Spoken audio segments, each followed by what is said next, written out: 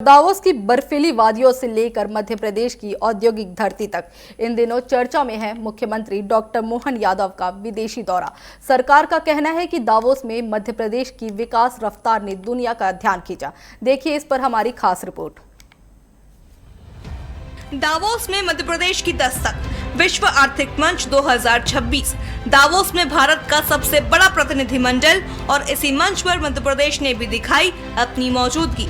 मुख्यमंत्री डॉक्टर मोहन यादव ने वैश्विक उद्योगपतियों से की सीधी बातचीत। निवेश, उद्योग और रोजगार को लेकर राज्य की ताकत दुनिया के सामने रखी। विकास का दावा, निवेश का भरोसा। मुख्यमंत्री का कहना है कि पिछले 2 वर्षों में प्रदेश में औद्योगिक विकास ने नई रफ्तार पकड़ी है। Solar, IT, tourism, pharma, textile, her sector में निवेश की संभावनाएं पैदा हुई है। भूमि बैंक, बिजली, ट्रांसपोर्ट तीनों में मध्य प्रदेश को मजबूत बताया गया। सरकार का दावा रहा कि निवेशक अब मध्य प्रदेश की ओर बढ़ रहे हैं। और जिस प्रकार से सब क्षेत्रों में भारत आगे बढ़ रहा है, भारत चौथी आर्थिक ताकत से तीसरी तरफ 1-1.5 साल में ही पहुंचने वाला है।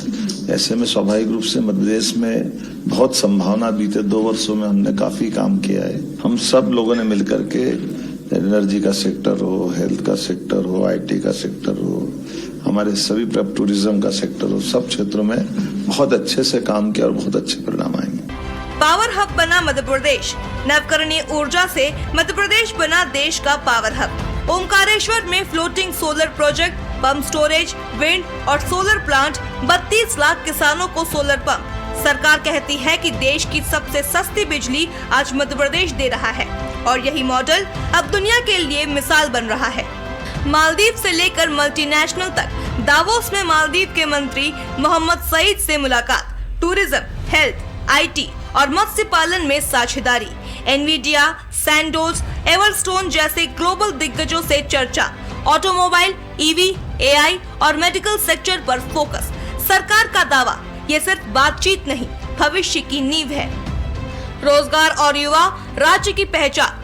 मुख्यमंत्री का कहना है कि मध्य प्रदेश आज सबसे युवा औद्योगिक राज्य है। बीते 2 सालों में बेरोजगारी दर लगभग 1% तक पहुंची है। युवाओं को रोजगार और स्वरोजगार से जोड़ने की कोशिश सफल रही। निवेश के साथ रोजगार सृजन को प्राथमिकता, यही सरकार की बड़ी रणनीति है। ये बात सही है। रिन्यूएबल एनर्जी का तो मध्य प्रदेश एक तरह से पावर हब बना है। हमारे पास पंप स्टोरेज से एनर्जी का हो या सोलर से हो, विंड से हो।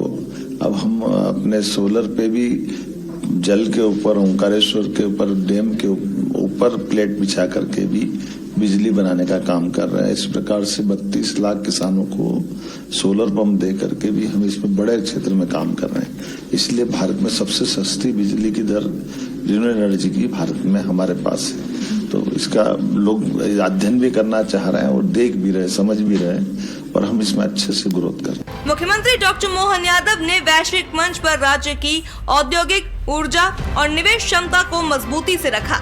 ये साफ संकेत है कि सरकार अब निवेश को लेकर केवल घरेलू मंचों तक सीमित नहीं रहना चाहती, बल्कि अंतर्राष्ट्रीय पूंजी और तकनीक को भी प्रदेश से जोड़ने की रणनीति पर काम कर रही है। दावोस में हुई बैठकों में solar, wind, IT, EV, AI, pharma और पर्यटन जैसे भविष्य केंद्रित क्षेत्रों पर फोकस रहा। खास बात ये रही कि सरकार ने खुद को नवकरणीय ऊर्जा हब और इन्वेस्टमेंट रेडी स्टेट के रूप में ब्रांड करने की कोशिश की। Omkareshwar floating solar project, solar pump योजना और सस्ती बिजली जैसे उदाहरणों ने निवेशकों के सामने प्रदेश की मजबूत तस्वीर पेश की। मालदीव सहित अन्य देशों के प्रतिनिधियों से हुई बातचीत ने ये भी दिखाया कि मध्य प्रदेश अब केवल घरेलू बाजार तक सीमित नहीं रहना चाहता, बल्कि क्षेत्रीय और वैश्विक साझेदारी के जरिए पर्यटन, स्वास्थ्य और शिक्षा जैसे सेक्टर में नई संभावनाएं तलाश रहा है। यह सोच प्रदेश को अंतर्राष्ट्रीय नेटवर्क से जोड़ने की दिशा में एक सकारात्मक कदम मानी जा सकती है। Bureau report, TV24 Bhopal.